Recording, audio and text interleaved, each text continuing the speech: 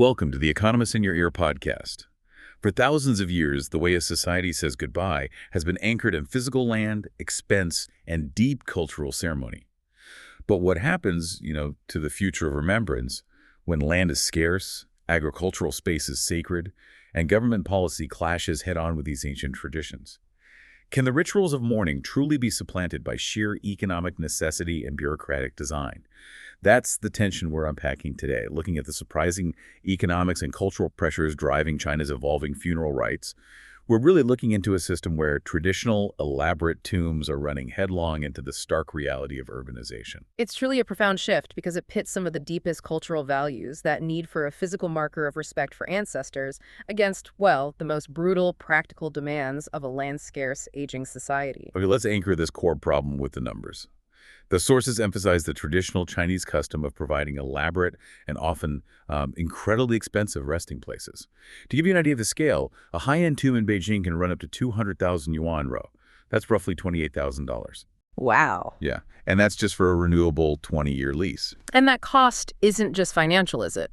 Culturally, the sources note that to die without a burial spot isn't merely a point of shame for the family. It was historically viewed as a deep and terrible curse. That kind of cultural weight makes changing burial practices incredibly difficult, Right. So given that immense financial and cultural pressure, the government clearly recognized they had a problem that required, a policy fix. Definitely. Since 2016, there's been a steady stream of national guidelines pushing for what authorities call land-saving ecological burials. The policy response has been incredibly deliberate, starting right at the very top to establish symbolic weight. The sources highlight the case of a former Chinese head of state who passed away in 2022. He was cremated and his ashes were scattered at sea off Shanghai, reportedly according to his preference, but it set a clear, high-profile precedent for non-traditional internment. That sets the tone, definitely. But precedent requires follow-through, doesn't it? How are they translating that symbolic gesture into tangible action for the average person? Through financial nudges, primarily. Look at Shanghai, for instance. A July 2025 notice offered residents a specific subsidy of $3,000, or about $420, specifically for opting for a sea burial. Okay, a subsidy. Yeah, the state is trying to use money to encourage behavior change. But incentives only go so far, right? I mean, if a family is currently facing a potential $28,000 obligation for a traditional plot, offering $420 in exchange for a sea burial seems like, peanuts. Doesn't that suggest the cultural pull for a visible tomb is still far stronger than that financial nudge? That's the critical point. If the policy relied only on that small subsidy, you're right, the shift probably wouldn't be happening at this pace. But the data suggests that attitudes are changing. And that change seems to be driven by factors beyond just that single subsidy. Okay. We see it in the national cremation rate, for example. It had plateaued for a while, but it's now rising again. It hit 58.8% in 2021. So up from 55.7% the year before. Exactly. Showing clear traction since the new policies really began around 2017. And what's particularly convincing, I think, is seeing this shift reflected not just in government data, but in the actual market. Exactly. Look at the performance of the listed cemetery operator Fusho Yuan. They reported a massive 44.5% year-on-year revenue fall. 44.5%. Yeah. And crucially, their first interim loss in the first half of 2025. That level of downturn in the market leader signals something profound is shifting in consumer behavior. A nearly 45% drop is enormous. They must have given a specific reason for that. They did. They explicitly attributed the loss to two things. First, more cautious spending by families due to, economic pressures. Understandable. And second, a drastic change in their product mix. People are simply choosing smaller plots, wall niches, basically moving away from the large, expensive monuments that used to fuel their revenue. When the industry leader starts feeling the pinch this dramatically, it confirms a systemic shift toward less extravagant options is underway. Okay, here's where it gets truly fascinating, because the simple narrative often pushed is, forget huge tombs, just go to sea. That sounds like a very binary choice. Right. But your analysis suggests that headline framing is way too simplistic, right?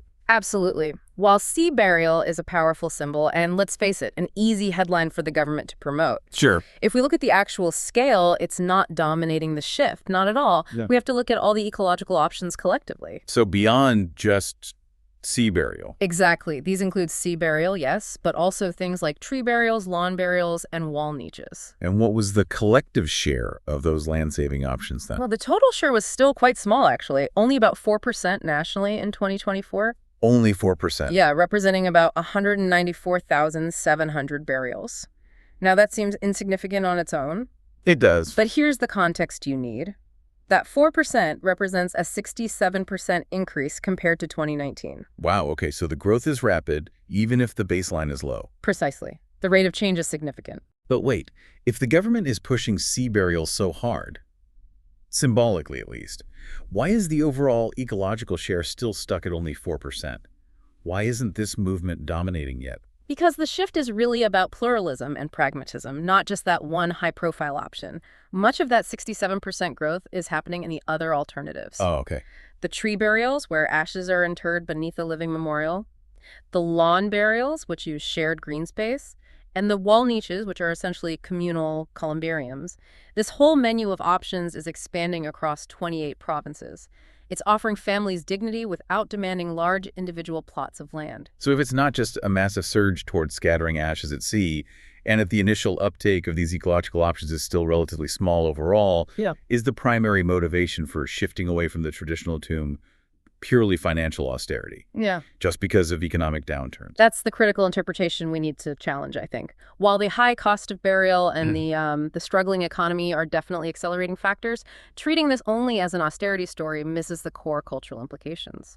Okay. This is fundamentally a land use and services story, and it's tied directly to generational shifts. So we're not just talking about saving money. We're talking about dissolving maybe an ancient form of family debt, almost. Is that the biggest cultural implication here? It seems to be a major part of it, yes.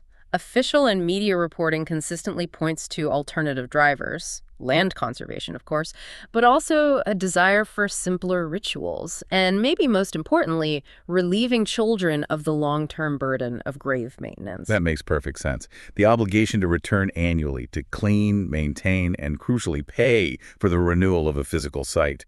That's a multi-generational commitment, isn't it? A duty passed down through the family line. Exactly. And this obligation is a source of immense stress for younger generations, particularly those who have moved away from their hometowns, living maybe in massive urban centers far away. There's an anecdote mentioned in the sources from a worker at the Taizhou Cemetery in Beijing. He confirmed that families are increasingly open to going without a traditional tomb because older family members genuinely wish to spare their children that obligation. The obligation of the annual visits? The long-term costs? All of it, yes. That really reframes the entire discussion, doesn't it? The decision to choose an ecological burial moves from being sort of pragmatic resignation to a kind of compassionate release, a gift almost to the next generation, freeing them from that duty. It's pragmatic compassion, absolutely. It's an acknowledgement that the traditional model no longer fits the reality of the modern Chinese family structure for many people. Now let's look at how the authorities are managing this change. Because this isn't chaotic or sudden, is it? It seems very managed through deliberate standard setting and infrastructure investment. It is tightly controlled. The regulatory policies actively discourage practices labeled as superstition, vulgarity, and extravagance. The goal is clear. Encourage nature-friendly interments while still ensuring respect and dignity are maintained. And even the subsidized programs are managed. Yes, like the Beijing-Tianjin-Hebei joint sea voyages mentioned. They run on set schedules with eligibility checks. This means the transition is managed and reliable, not sudden and overwhelming. And that infrastructure of remembrance itself is changing to support this shift. I mean, if you don't have a tombstone to visit, how does the memory remain anchored? Well, localities are building entirely new ways to preserve dignity that are focused on shared space, not individual plots. We're seeing the construction of memorial walls, memorial parks, and those ceremonial voyages we talked about, all designed to give families a focal point for remembrance without consuming new land. So different kinds of public spaces for memory. Exactly. These memorial parks are intentionally designed less like traditional cemeteries and more like community green spaces, giving families a collective, accessible place to gather. And from a planning perspective, this must be a massive win for cities. Oh, it's a huge bureaucratic and planning win. Ecological interments allow cemeteries to essentially reuse space over time since they aren't tied up with massive individual monuments forever. This makes the system far more sustainable for land-scarce, aging urban centers that are constantly under pressure for space. Still, despite all the managed change and the new standards being enforced, that cultural tension remains, doesn't it? Our sources remind us of the policy attempting to enforce land use rules, right up against that deep-rooted cultural desire for a visible marker. It's the perfect physical illustration of the conflict, really. You see the sign outside that Beijing cemetery clearly stating that spare land should be used for agriculture and asking the public to report land use violations. And then, just a few meters away, half hidden by brush and guarded by stone lions, someone has erected a large white tombstone anyway. It's the policy ambition versus the tenacious cultural reality right there. Ultimately, what we see here is China finding new, perhaps quite bureaucratically managed ways to balance that deep-rooted respect for ancestors with the modern demands of scarce resources and changing family structures. And maybe the real underlying story is the compassion and pragmatism of relieving that burden on younger generations. The broader shift toward lower-cost, land-saving goodbyes seems clear, yes. But I think the real test moving forward isn't just whether the overall cremation rate continues to rise, it's whether that ecological burial share advances significantly beyond that initial 4% mark we discussed. That's the number to watch. Right. Furthermore, the final question is whether remembrance itself can move entirely from being a private family obligation tied to a physical plot of land to becoming a sustainable public service provided by the state, and what that ultimately means for cultural memory when the act of saying goodbye becomes a more collective experience. Thanks for listening. Follow us for daily insights into world affairs, and don't forget to like, comment, and share.